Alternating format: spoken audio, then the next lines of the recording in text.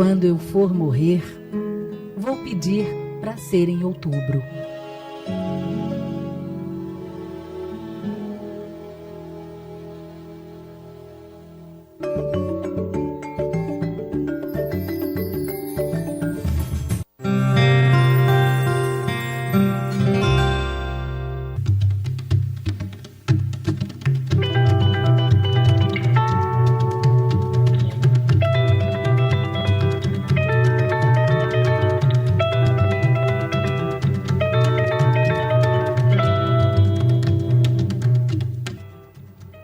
Olá, hoje é segunda-feira, seja muito bem-vindo ao nosso bate-papo. Vamos começar o programa falando de um assunto importantíssimo. Este ano, aliás, a Lei Maria da Penha completa 10 anos. Desde a criação, que aconteceu em 2006, o combate à violência contra as mulheres obteve uma série de conquistas, porém ainda existem inúmeros desafios.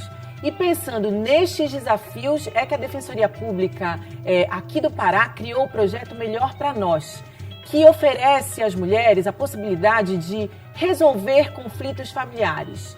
Mas para a gente entender melhor como funciona esse projeto, nós vamos conversar com o defensor público Cássio Bittar.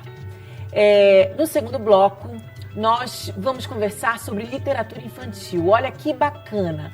O Mundo da Criança é um livro que trata de forma simples sobre temas complexos para as crianças e para que elas possam entender como é que as leis são feitas, para quem as leis são feitas e como essas leis podem ser aplicadas.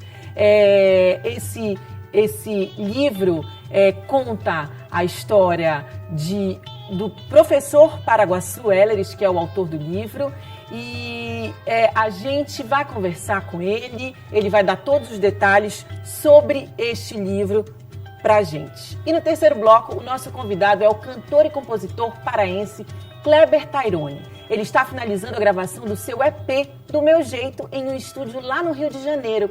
E esse álbum tem como destaque a regravação do sucesso Se Você Pensa, do Roberto Carlos. A composição foi autorizada pela Sony Music, que também fará o lançamento do CD em sua plataforma digital. E quem me ajuda a conduzir o bate-papo de hoje é o nosso advogado Paulo Barradas, que você já conhece, que está sempre aqui com a gente. E quem recebe suas perguntas é a produtora de TV Marcela Cabral. Então faça suas perguntas, os seus questionamentos, porque você é o nosso convidado. Então a gente vai começar falando desse assunto importantíssimo, que hoje a Lei Maria da Penha completa 10 anos. Hoje não, agora em 2016, né? Então uma lei importantíssima que foi criada em 2006 e desde então as mulheres conseguiram já uma série de conquistas, mas ainda existem desafios. E pensando nesses desafios é que a Defensoria Pública criou esse projeto Melhor para Nós. Cássio, muito obrigada por ter vindo. Obrigado, Mariana. Eu agradeço o convite. Queria que você começasse falando como é que esse projeto ele resolve, ajuda as mulheres a resolverem esses conflitos familiares. Sim. Primeiro, boa tarde, doutor Paraguaçu. Muito honrado com a sua presença aqui nessa bancada. Doutor Paraguaçu, para quem não sabe, é defensor público, né? Foi defensor público e ele inspirou a trajetória de muitos defensores públicos que hoje estão construindo, doutor Paulo, Kleber. E, enfim, a Lei Maria da Penha ela entrou em vigência, né, em 2006 e completa 10 anos de vigência. Como você bem falou, Mariana, ela alcançou muitas mulheres, salvou muitas vidas, né? Trabalhou inclusive com a cultura, né, dentro dos lares, né, e conseguiu grandes avanços. O problema é o seguinte, eu atuo há mais de 3 anos com esses casos, questões envolvendo violência doméstica e familiar. E eu observei que alguns casos, a maioria deles, não ganham noticiário. Eles não vão para os grandes veículos de comunicação, porque eles não se dão diante de violência física, não tem aqueles requintes. São violências que acontecem dentro da unidade familiar. Violências psicológicas? Psicológicas, emocionais, muitas vezes materializadas numa ameaça. Então, a minha experiência durante 3 anos atuando numa vara de violência doméstica, eu percebi que vários dos casos que estavam lá eram casos que tinham esse perfil. E muitas vezes, nesse caso, você tem um diálogo. Não é necessário uma medida protetiva de afastamento. A própria mulher, a vítima de violência doméstica, declara isso em audiência, ou muitas vezes perante o defensor, perante o DEAN. Então, o projeto seguiu da seguinte forma. Nós idealizamos um atalho, a partir da qual, quando a mulher vítima de violência doméstica noticia que sofreu uma violência, as entidades de acolhimento, podem ser DEAN, Tribunal de Justiça, Ministério Público, que são nossos parceiros nesse projeto, a recebem, né, fazem a avaliação se é possível a composição de questões civis no âmbito extrajudicial, mediante acordos, né, e sendo possível, eles encaminham para a defensoria. Então, a defensoria o que faz? Ela resolve muitas vezes o pano de fundo daquela violência. Mas Cássio, como é que esse acordo ele se dá? Porque você tem dentro de casa esse agressor. Sim. Né? E assim, esse agressor ele é recebido com conversa, existe uma equipe, Sim. tem psicólogo aí envolvido para conversar com esse agressor? Social. O foco principal é receber a mulher vítima de violência. Perceber se ela se sente, se ela está à vontade para esse tipo de solução, que é a solução mediante mediação. Nós temos uma equipe multidisciplinar, a qual recebe esta vítima e ela vai declarar, olha, eu não estou tranquila, o que eu quero mesmo é resolver, por exemplo, a guarda dos filhos, a pensão, a questão patrimonial. Se ela estiver tranquila, aí nós notificamos o agressor e lá eles sentam numa mesa de negociação. E essa mesa, nossa prioridade é que sejam observados os direitos daquela vítima, que ela consiga estar ali se afirmando enquanto mulher e que o homem também seja chamado à reflexão.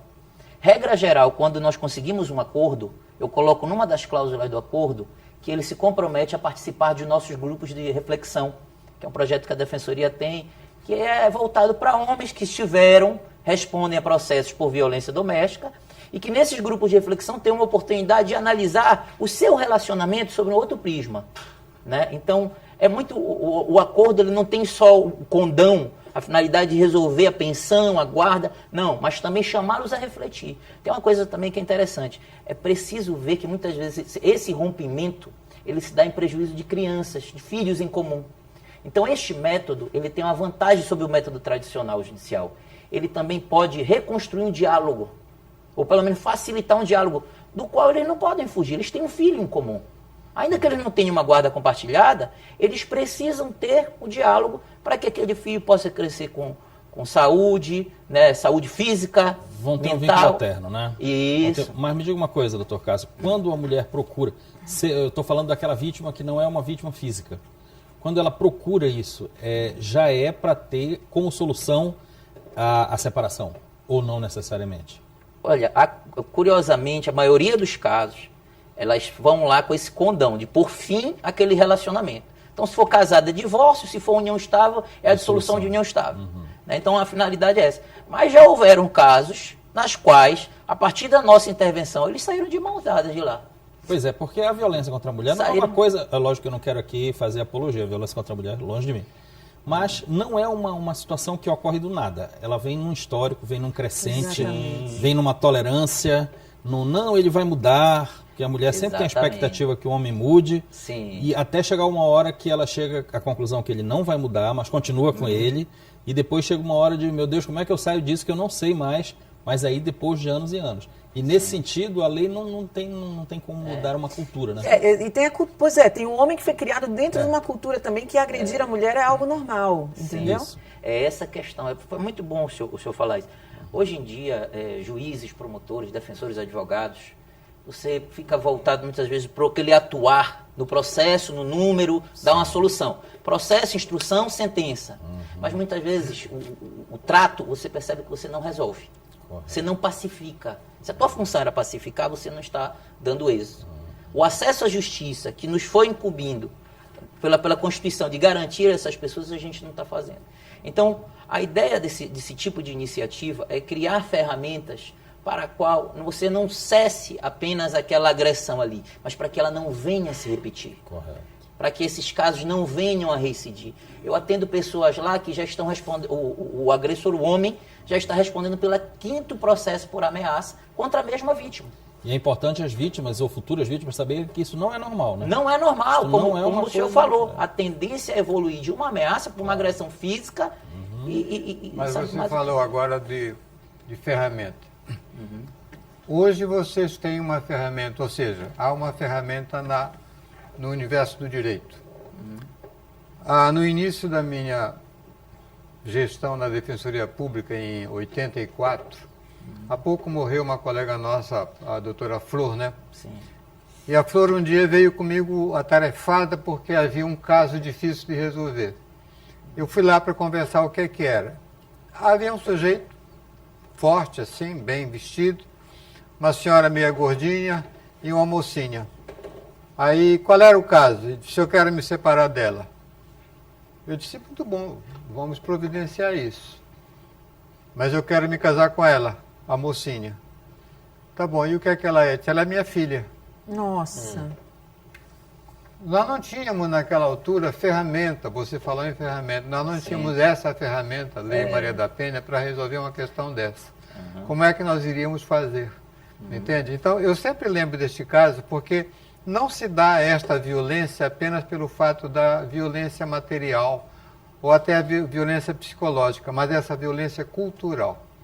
Para ele era normal que ele abandonasse a mulher e casasse com a filha. O que ele queria era a filha. Entendeu? Como se uma mulher fosse realmente um objeto. Exatamente, né? Quer dizer, está dispondo das duas, não é? Exatamente. Não é assim. O projeto ele tem essa pretensão de alcançar não só a tutela jurídica de um patrimônio, de uma guarda, mas também alcançá-los no pensar, na forma de pensar, a forma de se ver enquanto integrante de uma unidade familiar. Né? A gente fala em violência contra a mulher, a violência em virtude do gênero. O projeto, o foco dele é o combate da violência contra a mulher, mas dentro da unidade, dentro do contexto familiar. Nós percebemos que durante um processo de divórcio, que muitas vezes pode se alongar por 2, 3 anos, várias agressões ocorrem. Então, a ideia de se criar um atalho é para que se possa, com agilidade, e de uma forma que as partes estejam ali, empoderadas, né, decidindo, e que elas possam, com agilidade, resolver aquilo, e cada um segue o seu rumo. Mas, Cássio, a partir daquele momento que vocês... até tem, a gente vê aqui que vocês têm uma ferramenta que é o gabinete de conciliação. Na verdade, eu queria saber como é que funciona esse gabinete de conciliação. E se você sai dali desse gabinete já com a resolução do problema. Já sai com a resolução do problema. Então, funciona assim, ela é acolhida nessas entidades e encaminhada.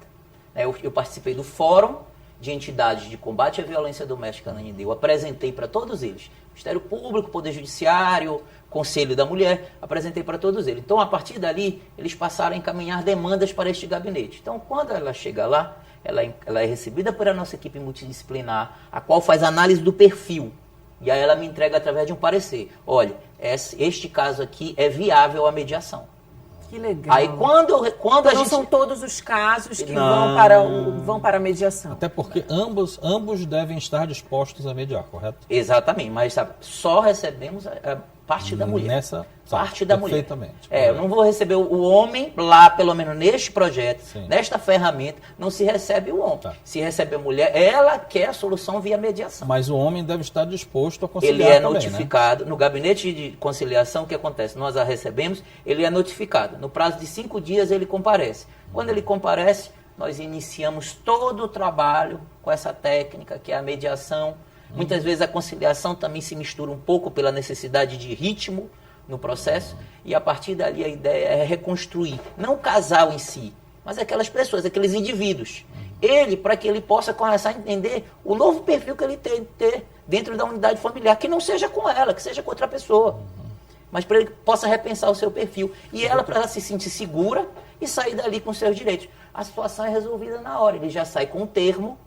Esse termo de acordo celebrado entre eles, eu peço a homologação junto ao juiz da vara de família, que servirá como título executivo para caso um eventual inadimplemento, e eu homologo também na vara de violência doméstica, porque é uma coisa que provavelmente vocês vão me perguntar daqui a pouco. Mas e a repercussão criminal? O projeto não afasta a responsabilidade criminal. Perfeito. Ele responderá pelo crime que ele cometeu. O que é que pode ser benéfico para ele a partir do acordo? Com o acordo, você consegue com que muitas vezes o juiz faça a adequação de medidas protetivas à realidade. E ainda, caso ele tenha celebrado o acordo, numa eventual sentença condenatória, o juiz pode aplicar uma atenuante. a ele. Então, ou seja, tem uma série de benefícios a ele. Agora, não se quer aqui, nem se pretende, de nenhuma forma, afastar a responsabilidade criminal. Sim. Aqui a ideia é resolver o pano de fundo. O pano de fundo que dá origem àquelas repetidos episódios de agressão. Certo? Cássio, como é que essa mulher chega até a defensoria? Porque a gente está conhecendo esse trabalho aqui agora. Certo. Né? Como é que vocês estão fazendo a divulgação desse serviço? É um serviço super útil, né? Que precisa ser mais divulgado. Quantas mulheres podem ser atendidas? Como é que funciona esse atendimento? Certo. O projeto ele funciona inicialmente desde agosto de 2015 no município de Ananindeua. Ainda está no município de Ananindeua. E esses parceiros encaminham, eles recebem. Às vezes a DEAN, ela tem notícia lá, olha, houve um caso de ameaça, o delegado vai providenciar, vai fazer o procedimento, encaminhar para o juiz, Ministério Público. DEAN é a Delegacia de Atendimento à Mulher. E qual tem sido o resultado em relação aos filhos, às crianças? Doutor, as crianças, o que a gente tem procurado no foco? Nessa nossa convenção de acordo, nós procuramos zelar pela modalidade de guarda que tem sido mais recomendada, que é a guarda compartilhada. Aquela na qual você tem a presença de ambos os pais. Agora, naturalmente, cada caso é um caso. Em alguns casos é impossível você estabelecer a guarda compartilhada de imediato.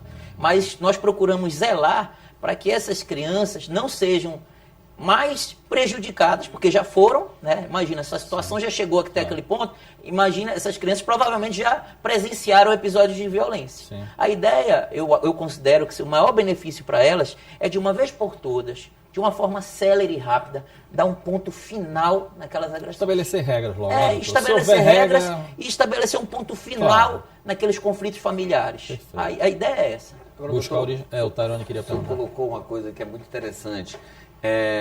A partir daquele ponto, onde se teve todas essas decisões, todas as conclusões, avaliado todo o comportamento de cada um, existe um grupo multiprofissional de pessoas capacitadas para conduzir esse após as decisões jurídicas, que seria um grupo de profissionais especializados, um assistente social, pessoas que vão poder entender melhor como é a vida do casal e realmente fazer uma incisão ou entrar dentro desse comportamento, do que gerou o fato, que gerou o comportamento deste homem, que às vezes a questão a violência contra a mulher não está só na questão física, né? Existe um desrespeito já colocado, que a sociedade entende, e só os profissionais capacitados, habilitados, formados, preparados, né, que podem, e às vezes a gente sabe que o poder público não tem recurso para manter todo este grupo de profissionais. Como é que se resolve esse pós-decisão jurídica judicial? Interessante a tua pergunta. A gente não pode perder o foco do projeto. O foco dele é o que é? É a mediação como estratégia para o enfrentamento à violência familiar contra a mulher. Então, a mulher continua a receber. Esta mesma equipe multidisciplinar que a recebeu no primeiro momento, que fez o seu perfil e a encaminhou para uma solução consensual, posteriormente lhe dará o acompanhamento, será noticiado, elas preparam um relatório, né, na qual elas vão encaminhando. De que forma ela seguiu. Então, às vezes acontece deles celebrarem um acordo ali e daqui a 3 meses a gente tem notícia que eles voltaram a viver. Então, acompanhamento, avaliação, né? Pois é, mas são questões que elas são acompanhadas por essa nossa equipe multidisciplinar. Né? Nós temos um assistente social, uma psicóloga, né? E outros técnicos lá que fazem esse acompanhamento. Tanto o acompanhamento quando entra, quando tem um recebimento, quanto o acompanhamento pós-celebração do acordo. Porque, na verdade, trabalhar com ser humano não é fácil, né, doutor? Não é simples. Não é exato, mas né? eu acho, doutor, se o senhor me permite, nós temos que nos reinventar. Quem trabalha nessa área, assim, como eu falo, são 3 anos trabalhando com isso. Então, não é muito tempo, mas quando você consegue ter uma dimensão do que são os casos de violência doméstica que estão lá diariamente. São 6, 7 audiências por dia. Então, se você pensar na solução para o combate à violência doméstica, com o processo, instrução e a sentença, você não consegue chegar a um resultado prático. Então, você tem que criar ferramentas, mecanismos para resolver o pano de fundo. E a proposta que é essa, é resolver o pano de fundo. Doutor, e o senhor que já está com trabalho continuado lá em Ananindeua, a questão econômica de se sustentar ou de ser o provedor do lar, ainda fala muito alto? Fala muito alto, sim. Muitas vezes a mulher se sente aprisionada por conta dessa realidade, que não consegue romper. a equipe multidisciplinar tem esse condão. Nós temos faço questão de falar que a doutora Solange é uma assistente social, dirigente, guerreira, que ela não só recebe a vítima, né? Ela também, além de encaminhar para o gabinete de conciliação, ela procura logo verificar a parte da assistência social. Como está o trabalho, como está a tua moradia. É preciso, porque muitas vezes é preciso reconstruir. Claro, a mulher dela vai ter que se reinventar. Vai ter que se reinventar, o relacionamento com os filhos, né? O que eu procuro fazer ali juridicamente é fazer com que, caso ela aceite, isso é uma coisa que tem que ficar bem clara, a Secretaria Nacional de Políticas para Mulheres, ela durante muito tempo criticou. A mediação não se aplica aos casos de violência doméstica. Não, são incompatíveis. Você não pode botar a vítima e o agressor para mediar. Concordo. Talvez nos casos que ganham os noticiários, sim, mais extremo, violência real. Mas a atuação dia a dia nas varas de violência doméstica revelam casos que ainda são pequenos ou ainda, como o senhor falou, embrionários, que a violência não evoluiu. E esses casos, se você conseguir tratar o pano de fundo, né, você evita que eles venham a desaguar em outras violências, em prejuízo aos seus filhos, não é verdade? Que vão ficar com as marcas daquela violência durante muitos anos. Cássio, a gente tem pergunta do telespectador, né, Marcela? Isso. O Alex Barata diz que alguns juízes já usam a Lei Maria da Penha em favor dos homens que sofrem agressão física, verbal, etc. Como é que acontece esse benefício em favor do homem e como você avalia a aplicação dessa lei nesses casos? Olha, eu lhe confesso que eu desconheço. A atuação hoje na Lei Maria da Penha, né, a Lei 11.340, de 2006, ultimamente, por força da jurisprudência, ela acabou cedendo naquelas relações homoafetivas, na qual vocês têm duas mulheres. Nas relações onde você tem dois homens, pelo menos a jurisprudência que eu tenho acompanhado e os juízes aos quais eu estou vinculado, não têm aceitado. Você está entendendo? A não ser que ele deixou de ser homem. Ele fez o procedimento, todinho, inclusive com registro. Aí, no caso, é uma mulher. Totalmente aplicável a essa mulher. Mas a agressão da mulher contra o homem não tem precedente. Olha, doutor, fora de Belém, eu conheço algumas situações exatamente sobre a violência de gênero. É porque o sexo não tem escolha, né? A gente nasce com ele, mas o gênero tem. E aí, em casais, e existem várias acepções de famílias hoje, inclusive, recepcionadas pelo texto constitucional.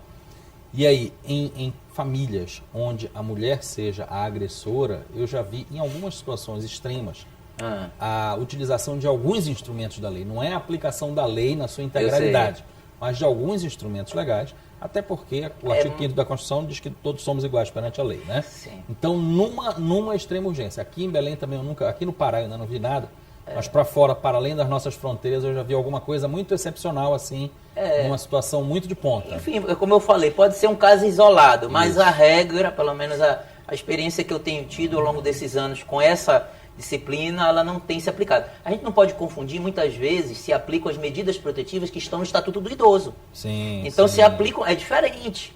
As medidas protetivas previstas na Lei 11.340, até hoje, majoritariamente, são aplicadas em relação à mulher em contexto de violência doméstica. Ou seja, não pode haver interpretação do Mário da Penha. Não. Já foi me perguntado isso muitas vezes. Como eu falo, você pode até encontrar um caso ou outro isolado, mas assim, não é algo que pode se considerar como uma cultura ou como uma tendência jurídica. Eu não vejo isso como uma tendência jurídica.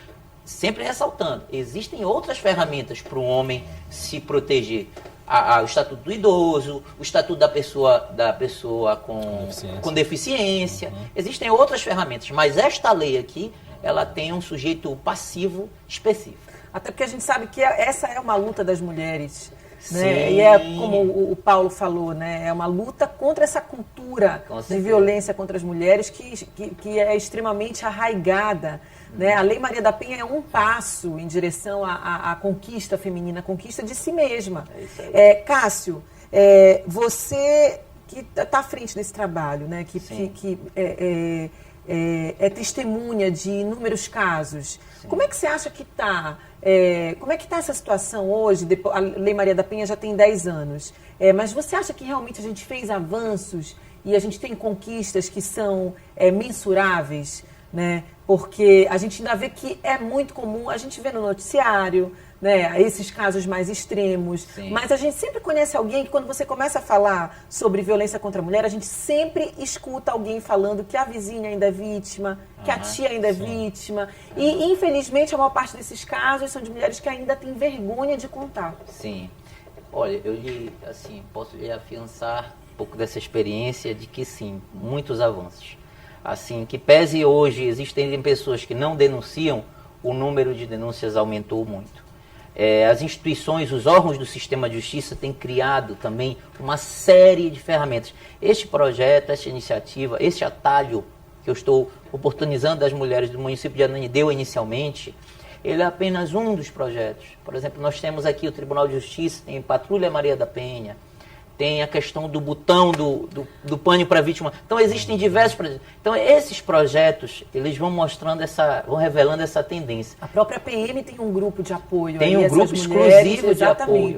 Então, eu acho assim que a lei é boa. Muitas vezes ela recebe críticas, a dosagem, com certeza deve ter uma pergunta sobre isso aí. A dosagem da medida protetiva. Toda vez que eu vou palestrar, vou falar sobre esse tema, muitas vezes os homens perguntam, né? Mas é a medida protetiva, me colocaram para fora de casa, e eu não fiz nada. Muitas vezes a dosagem da medida protetiva, a falta de critérios para seu estabelecimento, pode dar a sensação de que esta lei ela está em descompasso. Mas a gente não pode, por conta de uma aplicação equivocada, criticar uma ferramenta legislativa que tem beneficiado, como eu disse no início, salvado milhões de vidas. Mas olha, em relação ao que a Mari falou, eu acho que há um progresso já de bem antigo, que é um primeiro sinal, que é a Delegacia das Mulheres. Sim. Ou seja, outrora não havia nem Delegacia das Mulheres, só havia a delegacia. Agora não. Você tem uma delegacia que, me parece, foi criada em São Paulo, quando o secretário de Segurança era o atual presidente Temer em trânsito. Entende? Quer dizer, o fato de ter se criado a Delegacia das Mulheres já é um passo. Antes não havia isso. Mais ainda, a Delegacia das Mulheres, em que o delegado é uma mulher. E que entende daquele contexto social em que a mulher está inserida e que entende daquele problema, porque senão acontecem casos como esse recentemente da menina que sofreu o estupro coletivo e que foi extremamente humilhada pelo delegado. Aí você entende porque mulheres vêm desse histórico de agressão, né? E por que elas têm medo de denunciar? Por que elas têm vergonha? Porque elas vão chegar numa delegacia que não é especializada e elas vão sofrer humilhação, elas vão ser expostas, né? Elas vão ser... Enfim, e aí isso intimida bastante. Elas vão se revitimizando. Exatamente. Não raras vezes, assim, Belém, o estado do Pará, tem uma equipe muito boa, viu? A Delegacia das Mulheres aqui tem delegadas comprometidas, policiais comprometidos, eu tenho contato com eles, mas, assim, em alguma outra oportunidade nós temos notícia, principalmente quando as mulheres são atendidas em delegacias não especializadas, nas quais elas sofrem, não se sentem... Porque quando você está nessa situação, o menor constrangimento que seja, te desencoraja a estar ali. Vai fazer com que você vá embora. Perfeito. Então é preciso que esse acolhimento ele seja especializado. É preciso que ele seja especializado, que tenha atenção devida. A mulher tem que se sentir abraçada, porque Abraçada, ela já está ali constrangida, né? Agora, doutor Cássio, o senhor que cotidianamente lidar com isso, quais são os sinais que a mulher que ainda não foi vítima, ela deve perceber antes de chegar a ser vítima? Por exemplo, a jovem que está namorando, o meu namorado é muito legal, gente, só tem um problema, quando ele bebe, ele me bate. Quais são os sinais que se deve ler antes do problema acontecer pela sua experiência? Excessivo o também, ciúme excessivo, ele Só mexe pra no meu gente celular, finalizar, ele quebra o meu celular. Exatamente, né? que aí você acha que não é uma demonstração de amor, ele me ama Isso. demais, e não, na verdade é uma demonstração de que ele é violento. Sim. Pra gente finalizar, Cássio. Mas essa realmente, esses pontos, tu perguntou e já deu um pouquinho da resposta. Mas é por aí, realmente. Eu tenho feito agora audiências de custódia, né? Nós fazemos no município de Ananindeua, e nessas audiências de custódia a gente recebe lá o agressor, né? Aquele que foi preso em flagrante por conta de uma agressão, e eu acho que 90% dos casos, 95%, eu me arrisco a dizer, estão associados ao consumo imoderado de bebida alcoólica. Então, o consumo de bebida alcoólica, de uma forma irresponsável, de uma forma moderada, tem feito com que, muitas vezes, um relacionamento acabe daquela forma. Tem essa situação da possessividade, mas eu tenho observado, e o que eu não canso de dizer muitas vezes, é a doença, a família adoeceu. Às vezes o casamento está adoecido. Aquele casal, muitas vezes, o relacionamento dele está adoecido. E eles não procuram uma solução, eles não procuram ajuda, seja na paróquia, seja com um casal de amigos, seja ajuda especializada nos CREAS ou entidades semelhantes, e eles vão deixando com aquela doença, aquela série de sentimentos vai evoluindo até chegar a uma agressão física. E aí não tem jeito, vai agravar então, mesmo. Né? Então, o que eu tenho visto é isso, são casais que muitas vezes estão separados, o caso mais comum. Vocês vivem dentro da mesma casa? Nós vivemos, mas nós já estamos dentro da mesma casa, separados há mais de 2 anos. Então, eles não têm vida conjugal, eles apenas estão no mesmo imóvel. Porque eles sabem, para que eles se divorciem, a venda daquele imóvel vai ser algo que vai ser custoso, vai levar tempo e tudo mais. Então, muitas vezes, eles estão no mesmo imóvel, mas eles não têm a vida conjugal. Cássio, você tem o telefone, o endereço do projeto Ananindeu para as mulheres que quiserem procurar, para as mulheres que estão sofrendo, são vítimas de violência? Sim. Como eu falei no início, as entidades de acolhimento são todos os órgãos que estão na rede. Então, você pode procurar na Delegacia das Mulheres, nas varas de violência doméstica, nas promotorias de violência doméstica, no Conselho da Mulher de Ananindeua, que tem uma equipe lá diligente, que tem recebido, tem identificado os casos.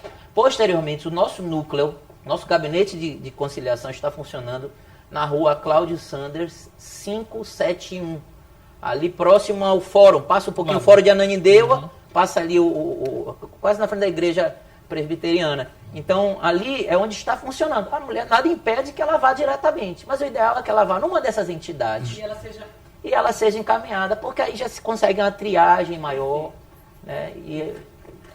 Cássio, a gente agradece muito eu que agradeço. Participação, parabéns pelo trabalho. O projeto tem quanto tempo mesmo? Ele está desde agosto de 2015, nós já estamos com o projeto. Vocês têm o número de quantas mulheres foram atendidas? Olha, nós temos o número do ano passado. No ano passado nós fizemos 152 conciliações. Legal. 152 mesas, rodadas de negociação, e eu posso dizer, assim, o que me faz entusiasmar com isso. Quase todas as oportunidades na qual ela senta e ele se dispõe a atender a notificação, sai um acordo, e aquele casal dali pode deixar de ser casal, mas pelo menos não replicam episódios de agressão. Muito bom. Cássio, muito obrigada mais uma vez. Não, eu que agradeço. Seja bem-vindo sempre aqui no Sem Censura. Obrigado a vocês. A gente vai para um rápido intervalo, daqui a pouco a gente volta falando sobre o mundo da criança. É rapidinho, não sai daí.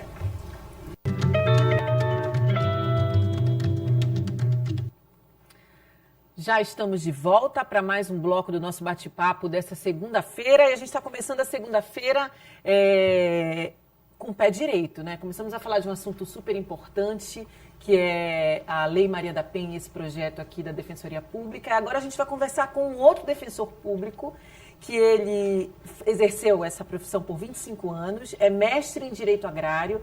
Assim, é uma sumidade no assunto, né? A gente tem o maior prazer de recebê-lo aqui, é uma honra, que é o professor Paraguaçu Elleres, que já lançou 5 livros e agora lança um livro infantil. É este livro aqui, O Mundo da Criança.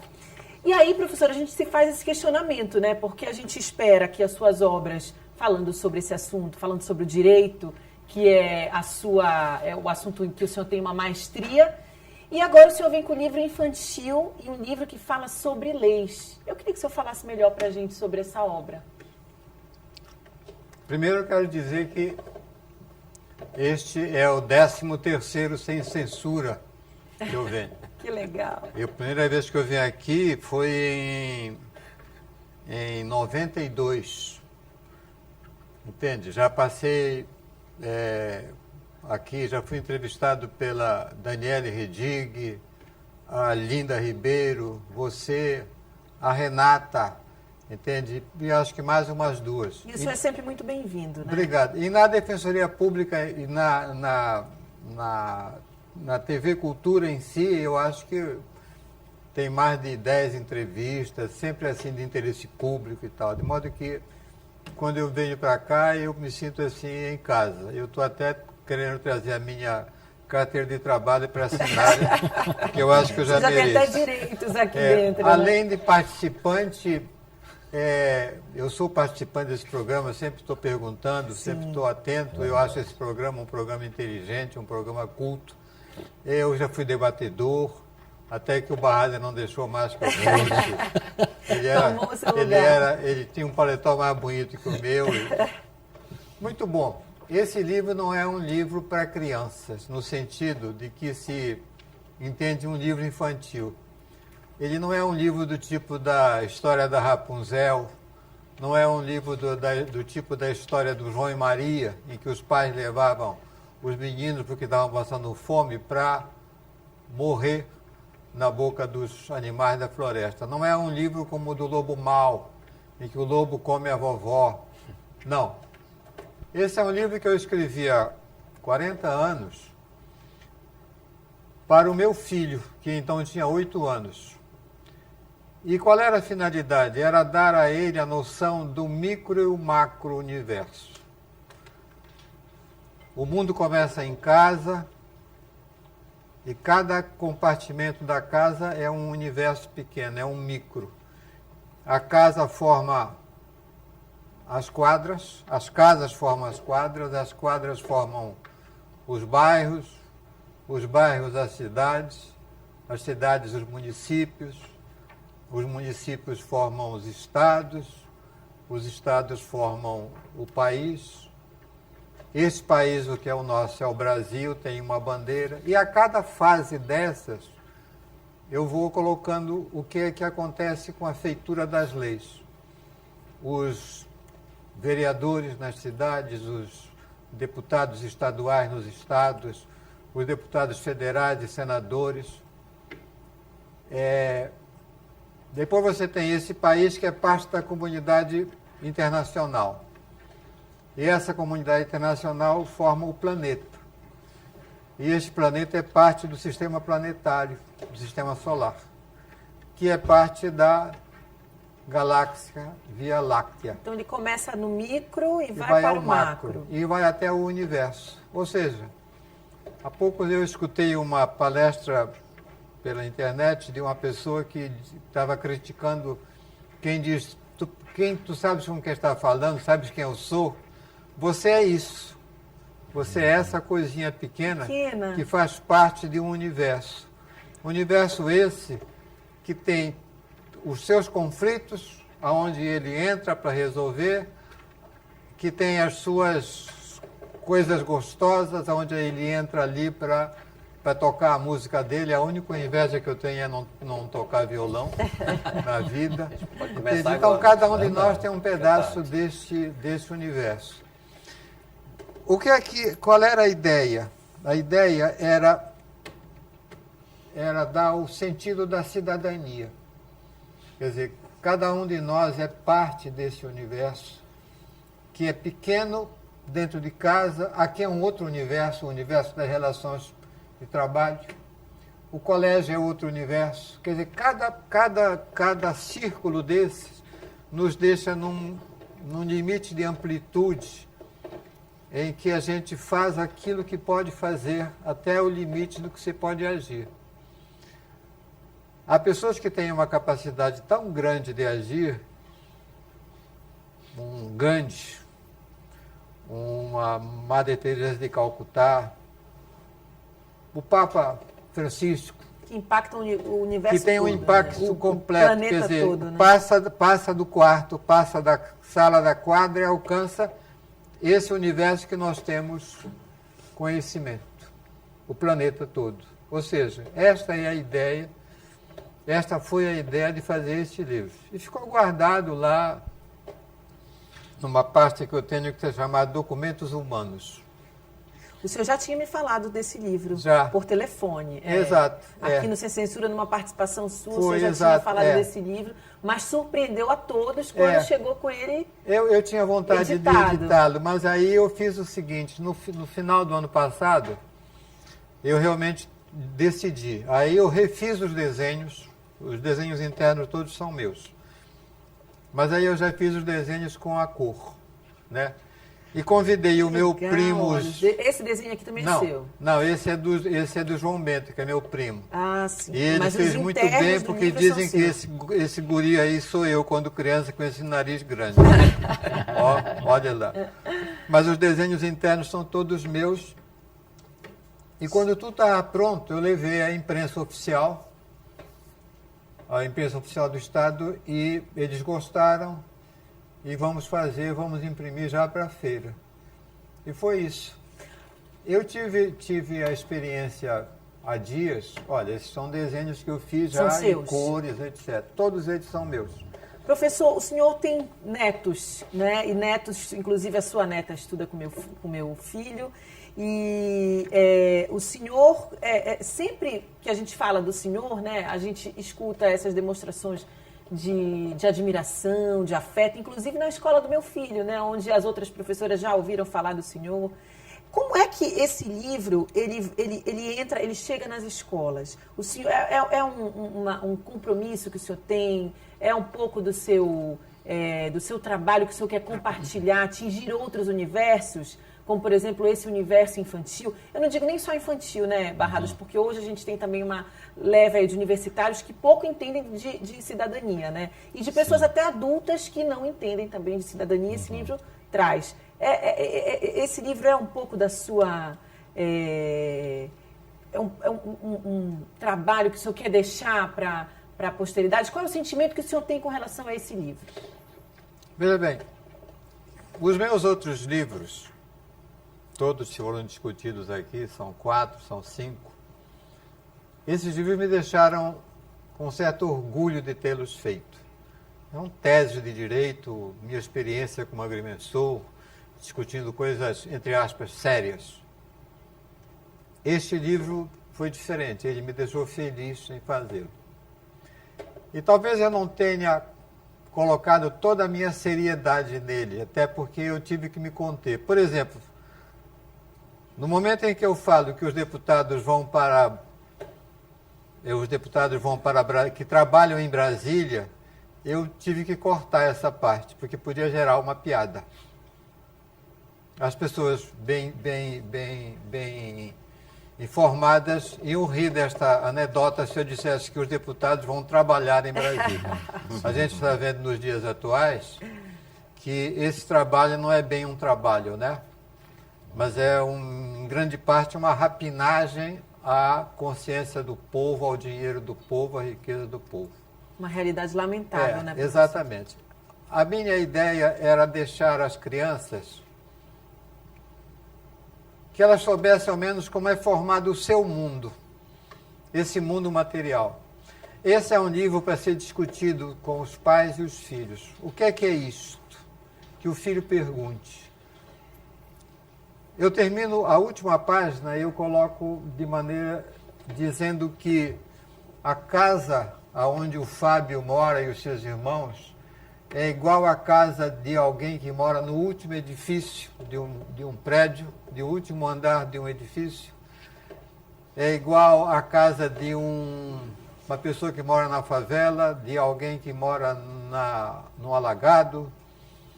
É igual à casa de um inuit lá no Polo Norte, ou de alguém no deserto, ou numa tábua de um índio. E aí eu fiz uma apresentação desse livro para criança lá no Colégio Nazaré, onde eu tenho 2 netos. E aí sentou-se um garoto comigo e disse assim: tio, eu gostei muito do teu livro. Que bom, que bom. É porque eu vou seguir o teu exemplo e eu vou fazer um desenho igual ao teu. Eu fiquei feliz. Aí um outro chegou e disse assim: tio, nós não somos todos iguais. Eu digo, tem diferenças. Quem nasce na África tem a tez escura, quem nasce na Ásia tem o olho puxado. Ele disse, não é isso. Tem pessoas boas e pessoas más. Estas pessoas não são igual a ti, não são iguais a mim. Olha só. Esse menino se tocou. É estranho que uma criança de 8, 10 anos tenha esse sentimento. Mas se ele despertou lendo esse livro, ou vendo esse livro, ou escutando apenas aquilo que eu falava, já me toca, já me faz feliz. Ou seja, já é parte da mensagem que eu queria deixar. Que emocionante. Mas talvez nessa questão de fama, talvez a maior fama que eu possa dizer nos últimos dias é que o meu neto, um dos meus netos, foi com a mãe dele a São Paulo e foi prestada homenagem a um médico, pessoa lá de certo prestígio. E havia um senhor sentado lá na frente, e o moleque foi lá e peitou o homem, e disse assim: o senhor conhece o meu avô? Ele disse: não, não conheço. Aí ele voltou para cá. Este cavalheiro que estava lá era o Dr. Meirelles, que é o ministro da Fazenda atual. E ele não sabia disso, e ele foi lá. Então, se você consegue transmitir essa imagem para alguém, seja dentro de casa, seja para alguém que segue seu conselho, eu acho, o seu conselho não, o seu exemplo. Seu exemplo, entendeu? né? Eu acho que essa é uma das melhores coisas que você pode fazer. Professor, só quero lembrar o pessoal de casa que quem está participando do Sem Censura está concorrendo a esse livro já, e se você ainda não está participando, mande a sua pergunta, o seu comentário, ainda dá tempo. Marcela, tem comentário do telespectador? Isso. O Francisco de Assis pergunta como o senhor consegue tempo para trabalhar, dar palestras e ainda escrever livros. E assistir Sem Censura também. Assisti religiosamente. Olha, eu vou pensar para responder, mas eu tenho um débito com a sociedade. Eu sou um curumim que veio lá do interior, órfão muito cedo. 4 anos minha mãe morreu, 8 meu pai morreu. E eu tive a sorte, o privilégio de ser buscado para Belém. Fiquei em colégio interno de órfãos. E em cada ambiente desse eu tentei escolher o melhor. Me esforcei para tirar o melhor. Depois, colégios públicos, bolsa de estudo, e chegar no ponto em que, entre aspas, eu cheguei, isso me dá um débito. Eu não tenho o direito de reter esse conhecimento para mim. Eu não posso fazer isso. Eu tenho que chegar naquele momento em que o jornalista me telefonou e perguntou assim: um juiz tal deu uma decisão assim, numa ação possessória, considerando a função social da propriedade. Isso é comum? Isso é normal? Eu disse: olha, não é usual. Nem todos os juízes, numa ação possessória, levam em conta isso. Mas deveria ser feito assim. E aí, qual foi o juiz? Ele me deu o nome do juiz. E eu telefonei para o juiz, que havia sido meu aluno, colega dos meus filhos, havia sido meu aluno na escola de magistratura, já juiz, curso de juízes para varas agrárias. E eu telefonei para ele e disse assim: mas fulano, você fez isso e tal, usou a função social da propriedade. E ele me deu uma resposta que me deixa muito satisfeito. Ele disse: não foi assim que o mestre ensinou? Ouvir isso é um prêmio, entende? Ouvir dessa criança que as pessoas não são iguais é um prêmio. Ouvir do menino que ia seguir fazer um desenho ao menos igual ao meu é um prêmio. Então, se você ordenar a sua vida, você encontra tempo para fazer essas coisas. Talvez a minha mulher reclame, talvez ela diga que eu não dei a ela o tempo todo. Cada livro que eu escrevi foi um tempo que eu roubei dela. E eu não tinha esse direito. Mas não tinha a Lei Maria da Penha para protegê-la. Aí eu abusei da paciência Eu acho dela. excelente. Como eu Não disse é, no tá? início, professor, eu chamo ele assim porque foi meu professor em 2 oportunidades, tem inspirado tantos jovens, tantos defensores, advogados, juízes, e assim, eu fico muito feliz conversando com ele sobre essa obra, porque em que pese ele ter idealizado e escrito há 40 anos, né, professor, pro Fábio, não foi? Por favor. Ela é bem contemporânea, ela é bem Totalmente, atual, porque totalmente. hoje em dia a carência, né, da nossa juventude, das nossas escolas, é a carência de cidadania. Então, quando você se predispõe, oportuniza, né, através desta ferramenta, vamos colocar assim, a passar essa mensagem, a dar essa informação, você está contribuindo não só com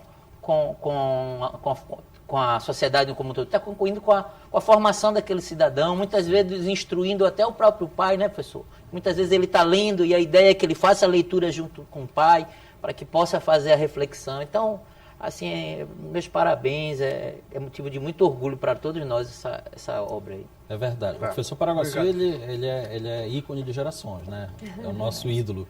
Mas os assuntos aí, eu concordo, são assuntos extremamente atuais. Não sei, hoje em dia é sabido, e é muito comentado na internet isso, que quem está certo tem muita dúvida, e quem está errado tem muita certeza. Hoje em dia parece que a situação ela se inverteu de uma forma, eu espero que reversível.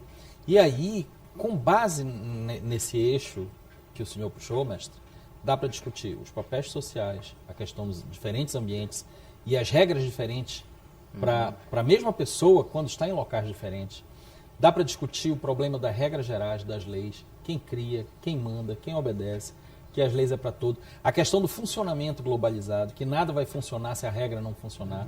Porque hoje, está aqui o doutor que não me deixa... Todo mundo quer questionar a regra, né? É verdade. Todo mundo se acha superior à regra, acha que a regra é para o outro não é para ele, não é isso? É verdade. Na verdade, aqui é uma oportunidade também de se chamar esses jovens, o público ao qual se destina a obra, para dizer assim, olha, você faz parte disso. Sim. Venha que você Porque faz ele parte, saiba você está disso inserido. desde pequeno, né? Porque Sim. às vezes o indivíduo cresce sem essa base, né? A escola está muito preocupada com o vestibular. Inclusive, recentemente, uma professora particular me perguntou, mas você está preparando seu filho para o vestibular? Meu filho tem 8 anos. Então, assim, será que antes de pensar em preparar a criança para o vestibular, a gente não tem que pensar nisso aqui? Para o mundo. Né? Olha, essa obra foi iniciada, começou a ser escrevida no momento em que as pessoas almoçavam todas na mesma mesa, na mesma família, né? E que se sentavam à mesa depois que o chefe de família se sentava. Primeiro sentava-se o chefe, depois sentavam-se os outros membros, e todo mundo decentemente trajado. Não tinha esse negócio de bermuda, sem blusa para a mesa. Era uma época, provavelmente, em que se jurava a bandeira antes de iniciar a aula lá fora. Quer dizer, esse livro foi escrito para um outro mundo, está absolutamente atual. Doutor, só fazer só uma participação. Acho muito interessante também que a gente vê o mundo, a gente falou da questão artística, né? Que as pessoas começam a crescer, as crianças começam a crescer, e existe um individualismo muito forte dentro da sociedade, onde as pessoas se preocupam mais com os seus problemas e vão criando um caminho, como o senhor colocou muito bem, como se eles não estivessem incluídos dentro da sociedade, e acabam tendo um individualismo que acaba prejudicando a questão do civismo das pessoas. Isso é outro ponto importante, né? Acho que esse livro ele traz muito isso para que as pessoas entendam que ela tem um papel na sociedade, ela veio para ter uma função, não foi só para viver a sua vida e ter uma vida só particular entre ela e só a família. Ela tem um papel fundamental na sociedade e ela tem que estar incluída, né, e dentro desse processo de político, de social. E enquanto as pessoas não... E acho que o momento bom para se fazer isso é exatamente com a leitura inicial, na base, com a criança, o adolescente, para quando chegar na universidade ele entender que a faculdade que ele está fazendo, que a sociedade permite a ele, na verdade, principalmente as universidades públicas que pagam para que as pessoas estudem, é que ela devolva para a sociedade o conhecimento, que devolva para a sociedade aquilo que a gente foi criado para ser, nossa família, mas entender, principalmente que a gente vive dentro de uma sociedade em comum. Senão, a gente vê às vezes as pessoas acordando de manhã, só se preocupam em pagar uma conta de luz, em pagar a prestação do carro, se esquece de dar bom dia para a mulher, se esquece de cuidar do filho, e isso acaba interferindo na relação familiar e a sociedade começa a ficar... Está tudo interligado, tudo né? A gente não pode fugir então, parabéns disso. do livro, realmente... Bem, eu só queria abrange muita encerrar mesmo e dizer que o meu compromisso é sempre esse. Eu sempre me acho devedor, entendeu? Eu sempre acho que eu posso contribuir. Agora, eu tenho que homenagear todos aqueles de quem eu tomei o tempo, de quem eu aprendi, quer pela minha experiência no colégio interno, onde eu fui, onde eu aprendi a tratar com livro, não na leitura em si, mas encadernação, quer quando eu me formei operário e trabalhei numa fábrica como desenhista de móveis. Eu sou marceneiro técnico em marcenaria. Quer quando eu tive o privilégio de participar do grupo do Norte Teatro Escola do Pará, e aí participei de 4 festivais.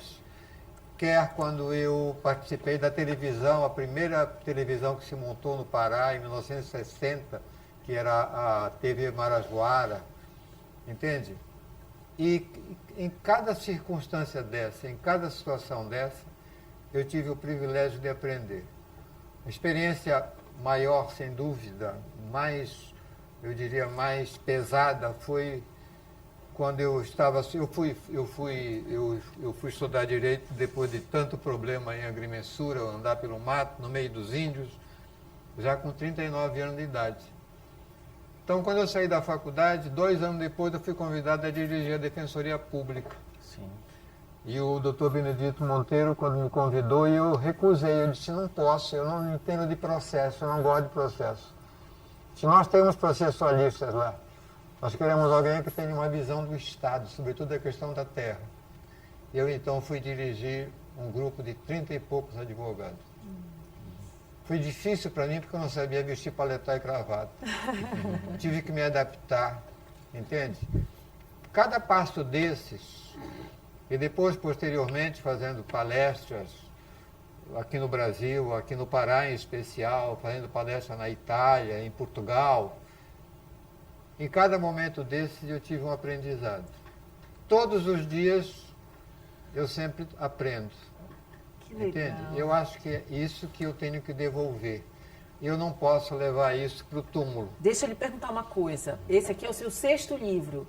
O senhor tem interesse, já pensa em escrever o 7º livro, contando a história da sua vida, que aqui já nos emocionou. Imagino que fará com um possível leitor, né? Olha, lá em casa já me deram de presente um gravador para eu ir gravando e eu ir dizendo. O Fábio tem uma ideia, meu filho tem uma ideia diferente disso, que eu devo consultar alguém para fazer essa conversa da biografia. Ela é sempre falada. Eu estou agora na forma, eu estou com 4 livros no forno. Forno ou forma ainda. Mas um deles deve ficar pronto já em breve. O senhor não para de escrever, né? Não pelo seguinte, eu praticamente todos os dias eu escrevo. Por exemplo, eu me recuso a usar a linguagem da internet, o VC, que é você, sim, o QD. Eu não escrevo, eu faço um texto realmente como quem faz um bilhete escrito com vírgulas e corrijo.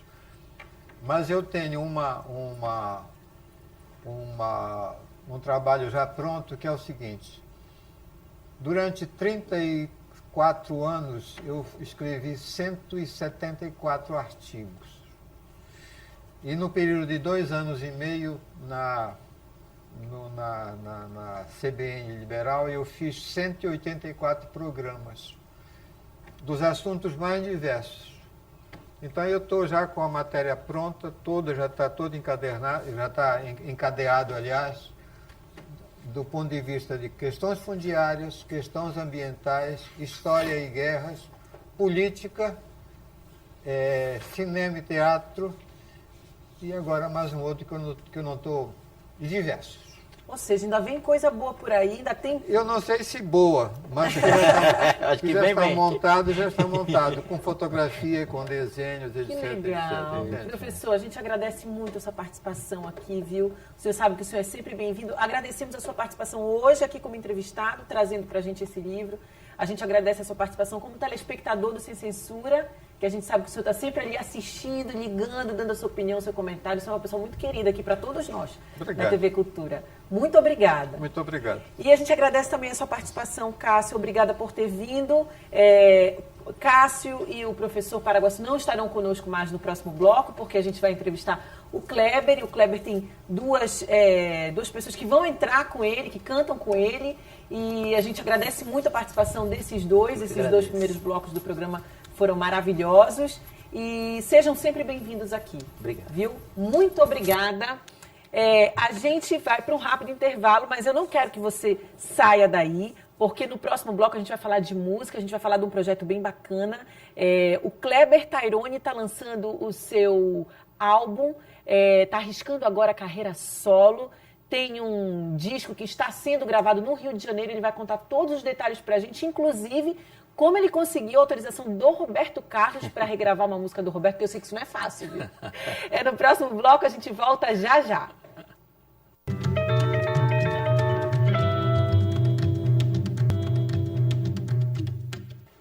Já estamos de volta. Esse, infelizmente, é o último bloco do nosso programa, porque o programa hoje, excelente, nossos entrevistados aqui, agradabilíssimos, como sempre, né?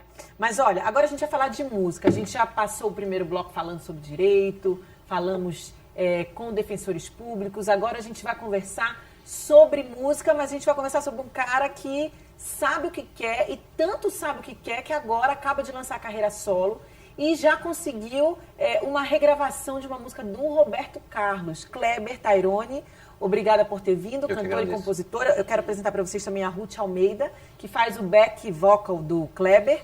Está aqui com a gente, vai bater um papinho aqui. Kleber, como é que vocês conseguiram essa autorização do Roberto Carlos? Eu sei que isso não é fácil.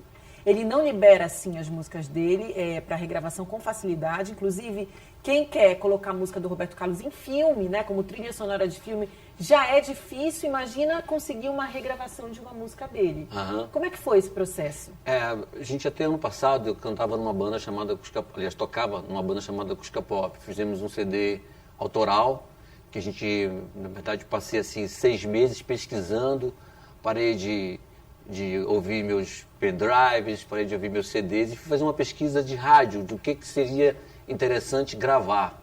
O doutor até falou ali que eu dei um acorde aqui parecendo com uma música do pop. Isso. E realmente a gente teve que fazer um laboratório.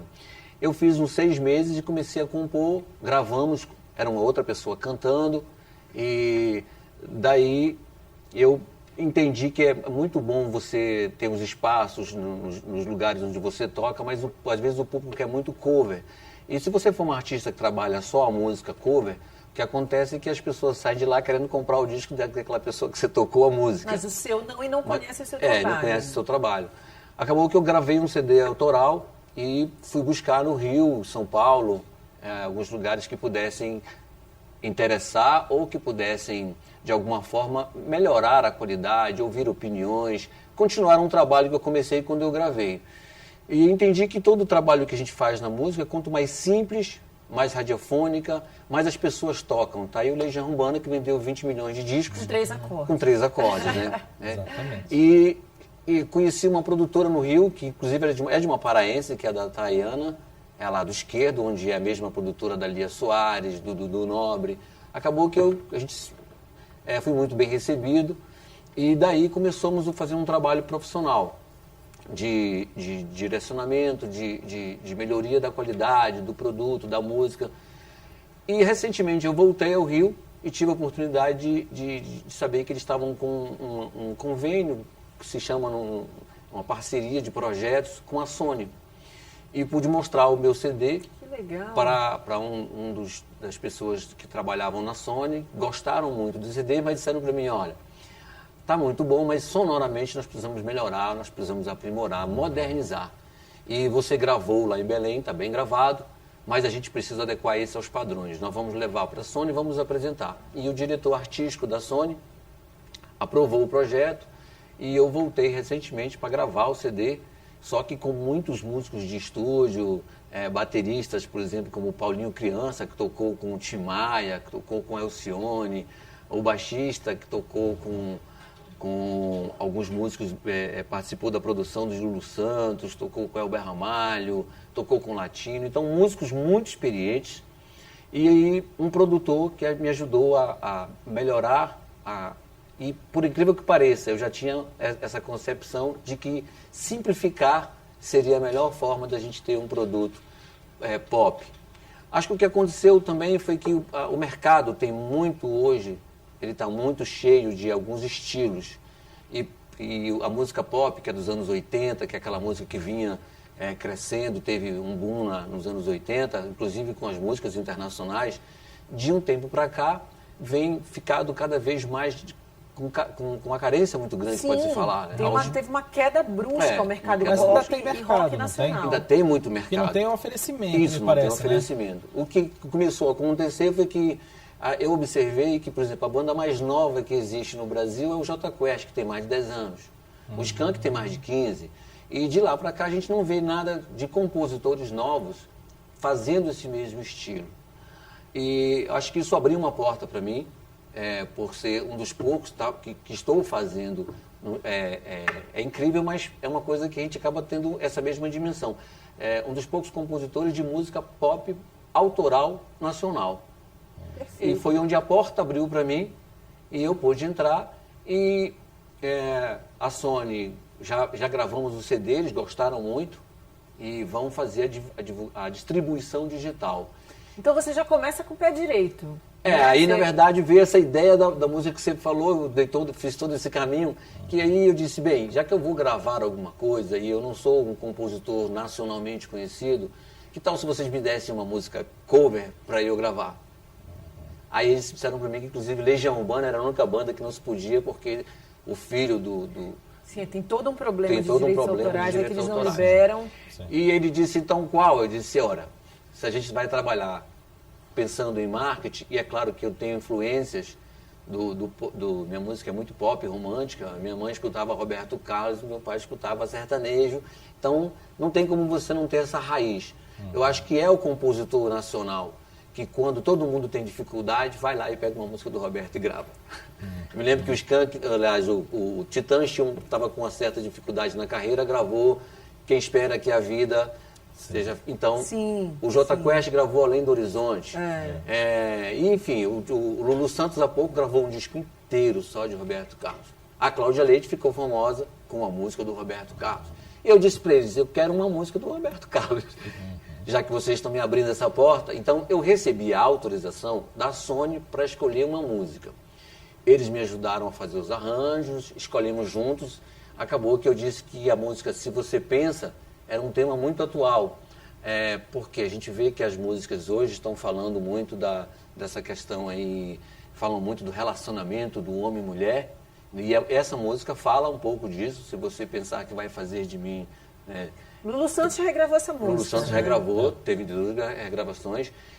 E ela também vem falando de uma coisa, daqui para frente tudo vai ser diferente, que é o que a gente espera do país, a questão política. Eu digo, olha, essa música, ela se encaixa em dois contextos, tanto o social quanto a questão política do país. Eu acho que a gente pode... Tá num bom Vamos momento, tocar um bom pouquinho, momento, tá? vamos tocar um pouquinho pro telespectador dela? Bora.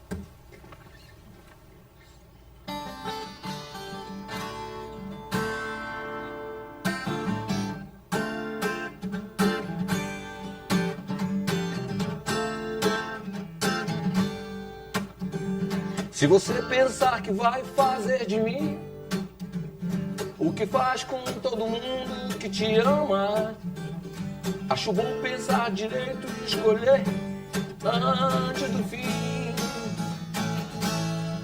Você não sabe e nunca procurou saber que quando a gente ama é pra valer. O seu orgulho não vale nada.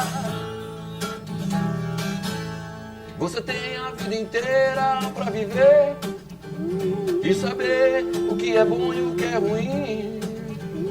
Acho bom pensar melhor e escolher antes do fim.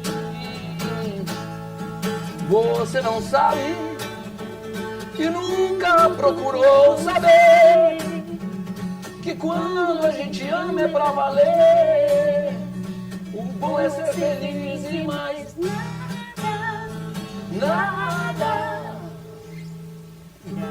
Aê, muito bom. Olha, A gente fez uma certa adaptação. E sim, a gente percebe que vocês mudaram o arranjo, mudaram um pouco o tom da música, né? A levada, né? A ideia A levada da que música. no violão eu queria fazer uma coisa um pouco mais branda, mas é o seguinte, a concepção da gravação foi que a gente deveria gravar 3 tons e meio acima da versão original. Aí eu disse para eles, bem, mas aí eu vou gritar, né? Eles disseram, mas esse é o contexto, porque a Pitty chegou a gravar essa música recentemente, e a ideia é ela que ela viesse com uma pulsação muito, bem mais acima, que é o que eles fazem com alguns cantores. Eles exigem que o cantor cante geralmente no estúdio 1,5 tom, às vezes acima, meio tom, 1 tom, até 1,5 tom. E ao vivo você pode até abaixar, mas eles dizem que isso traz um calor diferente.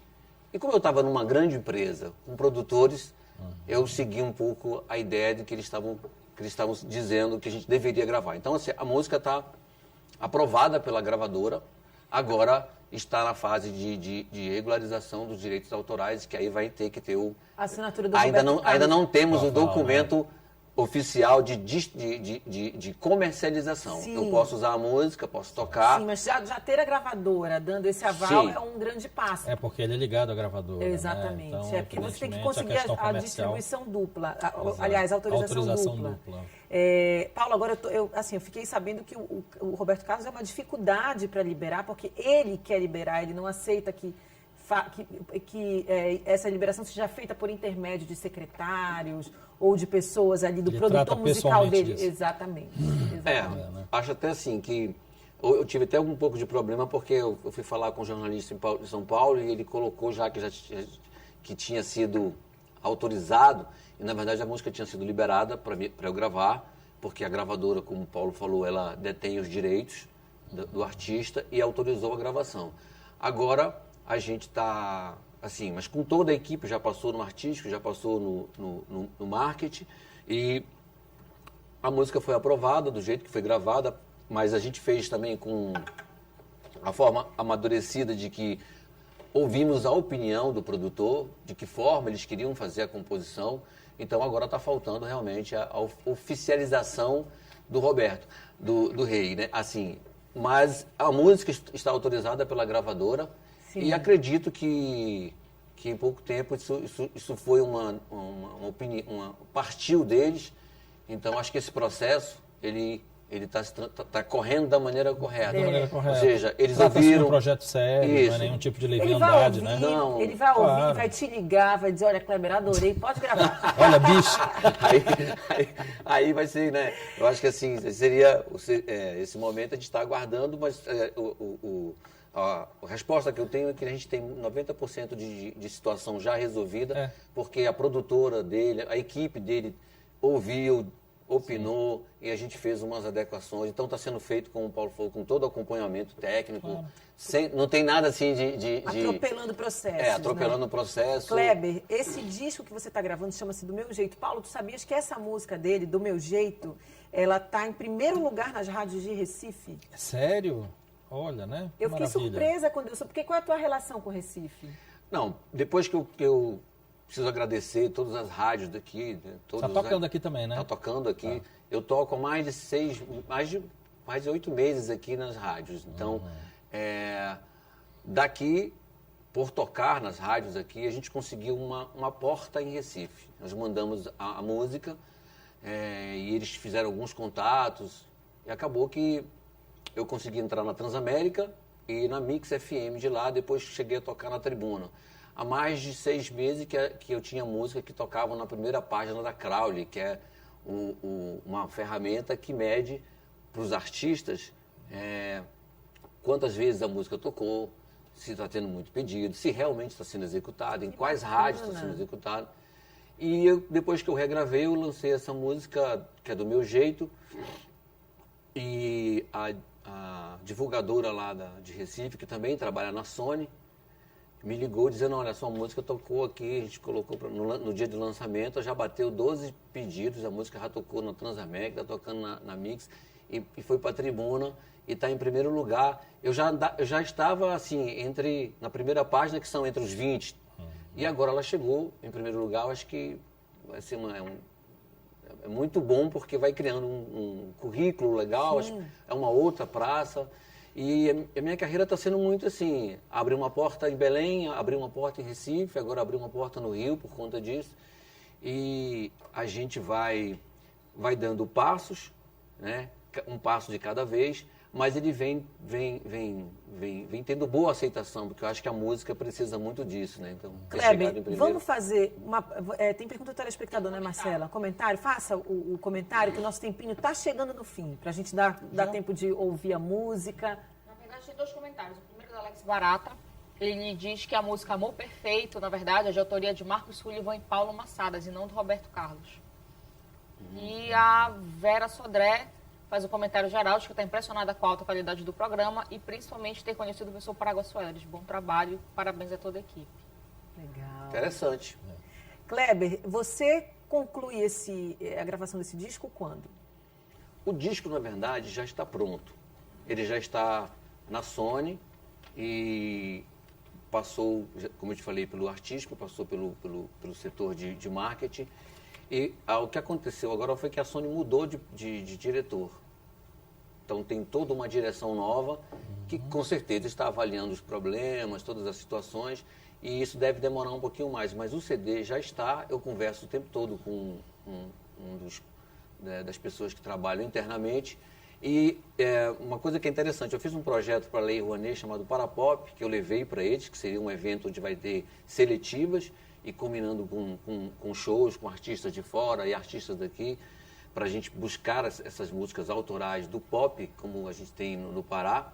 E eles me mandaram uma mensagem da pouco aqui no meu celular, que eles pediram para que a gente possa ir ao Rio para discutir o projeto, porque como é um projeto de incentivo fiscal... De incentivo, você precisa captar, né? Eu preciso captar e há um interesse deles que seria muito bom se a gente pudesse trazer uma produtora, uma gravadora como essa, se eles pudessem patrocinar, e daqui do festival a gente ter um CD que pudesse sair daqui com músicas de músicos paraenses cantando com as influências do regional, como a gente vendeu o projeto, e que a Sony possa distribuir, ou seja, a gente já entra nacionalmente. Maravilha. E claro, se esse artista crescer, a Sony tem direitos autorais, mas isso aí é o jogo, é a regra do jogo, né? É a regra do jogo. Kleber, nosso tempo acabou. Marcela, faz o sorteio pra gente de quem é que vai levar esse livro.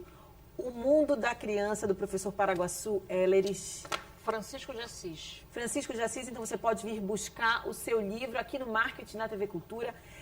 Paulo Barradas, agradeço muito a sua participação. Obrigado. Sempre, um querido, viu? Obrigada por ter vindo. Da mesma forma. Agradeço a Ruth Almeida, que veio aqui hoje com a gente, que faz o back vocal do Kleber. Kleber, vamos encerrar com essa música que está nos primeiros lugares aí em Recife, do meu jeito.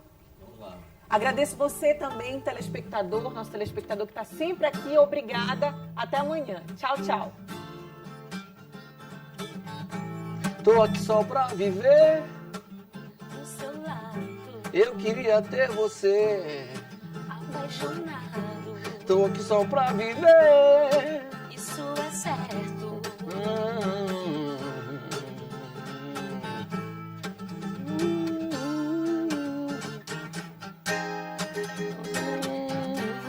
Decepção, Fazendo jogo, decepção. vou te buscar, vamos dançar.